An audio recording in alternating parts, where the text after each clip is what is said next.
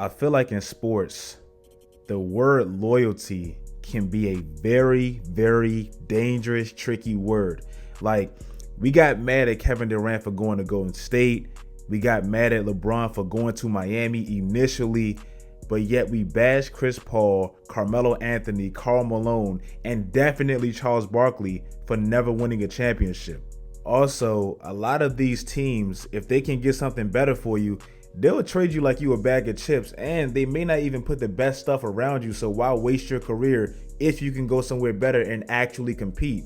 In today's video, I want to talk about some players that I think they're actually wasting a lot of their prime. Maybe wasting is a little bit of an exaggeration, but I would want to see them somewhere else and actually compete, because where they are now, it's not working and it's wasting their youth. Now, before I get into all that, make sure you guys subscribe as always, like the video, make sure you guys turn on post notifications. All that stuff helps the channel grow. If you can do that for me really quickly, I'll appreciate it. And without further ado, let's get into the video. I'm still waiting for you to do it. Go ahead. All right, bet. Let's go. Basically, since the calendar year started for 2020, this man Damian Lillard has really been on an all-time tear. Like, these are his averages for 2020 alone. Now, in 2020 alone, he's played 20 games and he's won 11 of them. And right now, his team is sitting as the 9th seed, 4 games below 500. This really hurts my heart, man. But last year, to me, this was like the golden year for Portland to finally reach the NBA Finals. I mean, it's set up almost perfect for them. They played OKC round 1. Russell Westbrook was talking crazy, rocking the baby every other play, all this stuff. Dame laid low, hit that game-winning shot, waved at him. That was beautiful. Then they play a tough Denver team. I believe they got down 2-0, I'm not sure. But they had to go 7 games. They beat them in Denver in a dogfight, and that showed a lot of resiliency. And finally, they play Golden State, where the cheat code finally seemed to be eliminated. Kevin Durant got hurt. It wasn't like, I'm not saying like I was happy he got hurt, but then it kind of balanced out where it was the 2 best backcourts playing each other.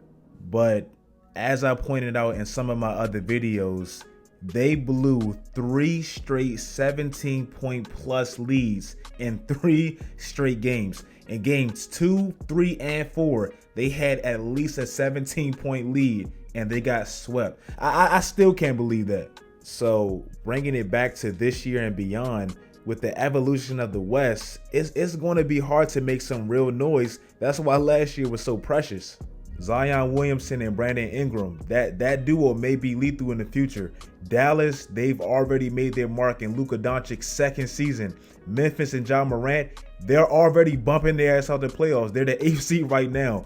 Minnesota just got D'Lo. I'm a D'Lo fan, so who knows what that can do. Their peak may have been last year, like that IG dude said, so I don't know. Unless Portland adds another star, which I don't think they will, or unless they add really complimentary players to Dame and CJ, they're not going nowhere anytime soon. And I hate for a player that great to never even really compete on a big stage. So I just hope his career doesn't get wasted in Portland. Bradley Beal this year is averaging 29 points. 29 points.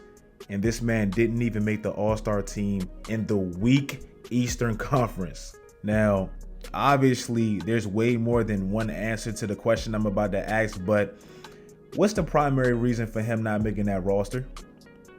It's because he's on an irrelevant-ass, trash-ass team with the Wizards. And I like some of the players on their team. I like the rookie. I like Burtons. I like Thomas Bryant. They play with a lot of energy, so I love the team, but they're not winning. And a player like Bradley Beal doesn't deserve to not even make the Eastern Conference All-Star game because of it.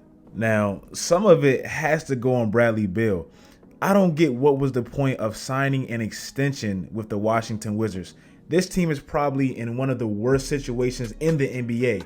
Like, they gave John Wall arguably one of the worst contracts in NBA history. Like, this year he's making $38 million, so he's taking a big hit on their cap. And he's not even going to play 1 game most likely. If John Wall misses the entire season, which he probably will, he would have missed 173 games out of 246.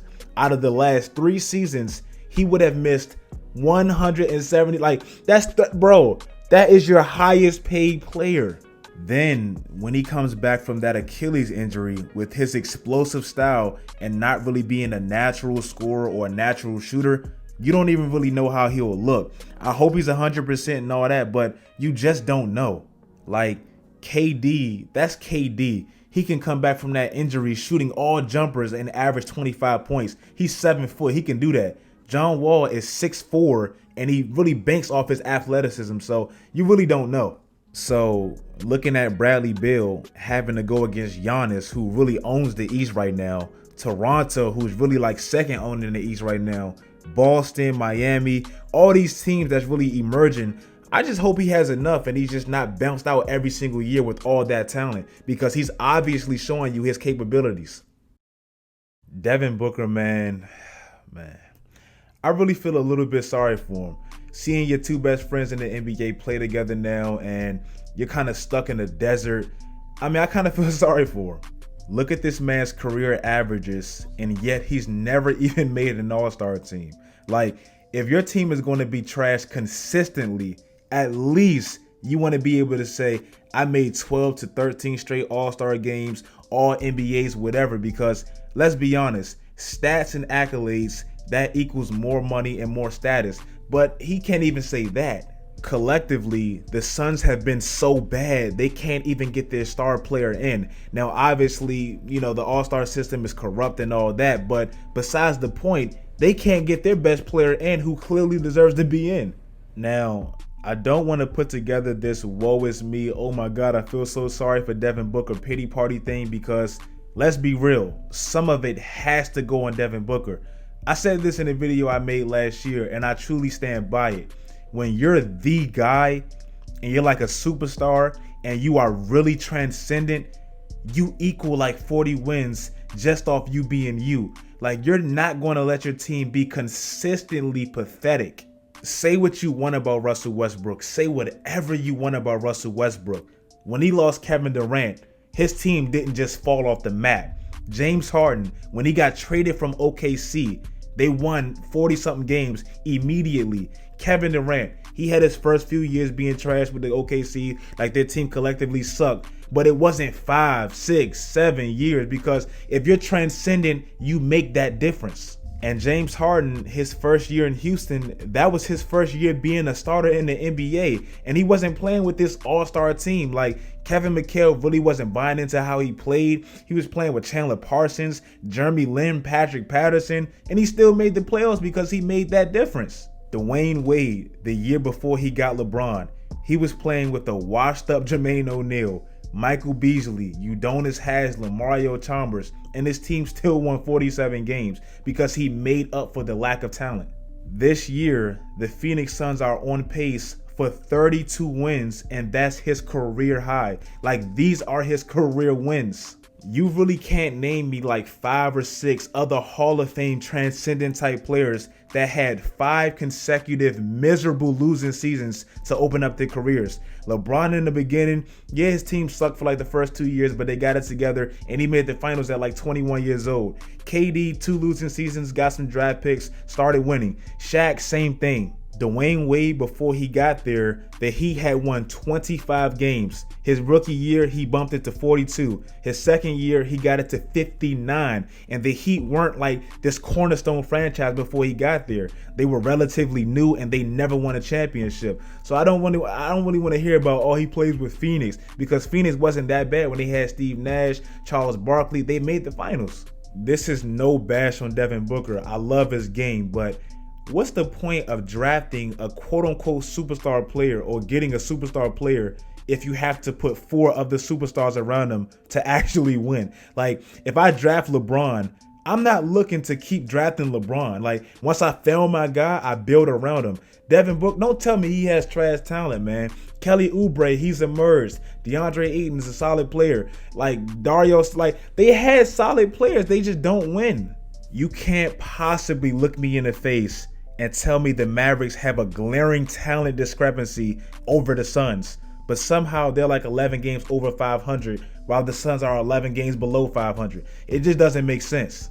You can clearly see that Luka Doncic, even if the team isn't stacked or built the perfect way right now, he still makes that difference and still makes them competitive. Phoenix, they've been miserable for like the last half decade while Devin Booker is there, and that has to be looked at. So, not trying to bash Devin Booker, man, I love his game. He has like one of the smoothest games. That's why I like Tyler Hero so much, because he reminds me of him. But he's just clearly not a number one, at least so far in his career. Andre Drummond, he has to have like the weirdest career in the NBA. Like, this man is averaging like 17 points and 35 rebounds consistently, and yet he feels like one of the most useless players in the NBA, and I have no idea why. I don't mean to sound disrespectful, but they don't vote him in the All-Star game anymore. He's played 8 playoff games, won none of them, and he just went from Detroit to Cleveland, bro. Like, his career is weird, man. Whatever his prime is, they're wasting it, and I just got to say that. Zach LaVine has quietly had one of the most impressive careers for anybody 25 and under. A 2-time slam dunk champion, actually came back from a torn ACL in 2017, better, averaging 25 points this year, averaged 23 last year, and it seems like no one's even noticed because he plays for Chicago. Unfortunately for him, he's done all this in 6 years, and he hasn't even come close to the playoffs. Like, these are his career wins. And unless Chicago landed Anthony Davis on some hometown craziness, I don't really see it getting any better. Lauri Markkanen has oddly regressed. I really don't understand that. Wendell Carter Jr., I don't really think he would be special. Kobe White, I mean, he's still young. He's a rookie. Chris Dunn, he's a bust. Like, he's just not in a good situation. And for a player like that, like I said, you want to see him competing. The Eastern Conference has gotten a little bit better, but they're not dominant to the point where they can't even make the playoffs. Last year, Orlando made it. Detroit made it. So I would at least like to see Zach LaVine in the playoffs. He has 2 years left on his contract, and I hope either Chicago gets better or he finds a better place, because he's too talented not to be in the playoffs at least. And lastly, and I'm not going to spend long on this, but Joel Embiid. Now, you may be like, what are you talking about? Joel Embiid's a beast. He's in Philly. He's in the playoffs. It's not, just hear me out. One, I don't think Philadelphia is the right structure for him. I don't like the coach. I don't like the point guard for Joel Embiid. I don't like what he has around him because the paint is way too cluttered. Al Horford, that was like one of the most bonehead signings of my lifetime. Like, I really don't get that. Then they lost JJ Redick and Jimmy Butler, their 2 most reliable shooters. That doesn't help. He's dealt with a lot of injuries. To me, a lot of that is probably because he's not in the best shape. He's going to be 27 next March. Typically, your injuries don't get better as you age. So I think this is the prime for Joel Embiid. And if this is the prime, bro, this is a wasted prime.